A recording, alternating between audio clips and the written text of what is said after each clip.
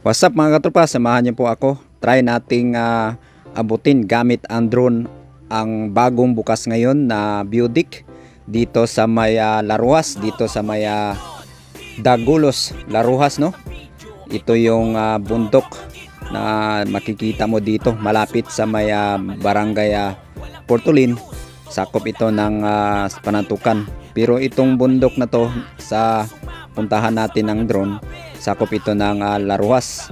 Ito yung mount sa Pinit, no? Ang Budic. May makikita ka doon pag dadaan ka ng Panantukan, makita mo itong nag-iisang bahay dito sa dulo ng bundok, no? Try natin abutin gamit ating drone mga katropa, no? Ayan, grabe din ang kaba ko nito pag ganito nakalayo yung papuntahan natin ng ating drone mga katropa. Dito pa lang kita nyo naman kung gaano kaganda ang view dito at napakalamig dito kahit dito pa lang sa baba mga katropa, no?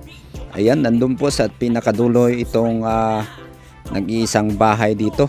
Siguro ito yung pahingahan, no? Pag gusto kang umakyat dito sa mount sa Pinit, no? Budic dito sa may Dagulos, Laruas, Maramag, Bukidnon. Ayan na po, malapit na yung drone natin mga katropa.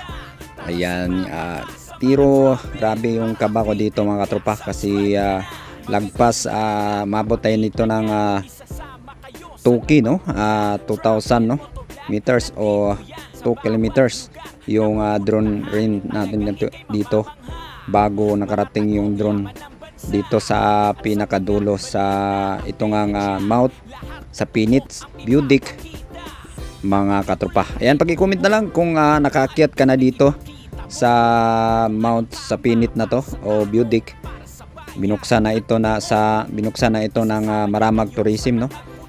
Open na ito sa gustong umakyat. Siguro mag-inquire lang kayo doon mismo sa kanilang Facebook page sa Maramag, no? Sa Anyag Maramag na Facebook page, no?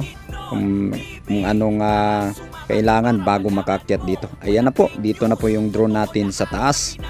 Ayan, nakahinga na po tayo ng mga katropa, kaba natin dito. Ayan, grabe yung kaba natin, no? Pero nawala yung kaba natin kasi yun, okay naman yung drone natin, nakarating na ligtas dito sa kanilang Budic, no? O dito sa bahay na to, no? Ayan, paki-comment na lang kung anong tawag sa kanilang ito mga katropa.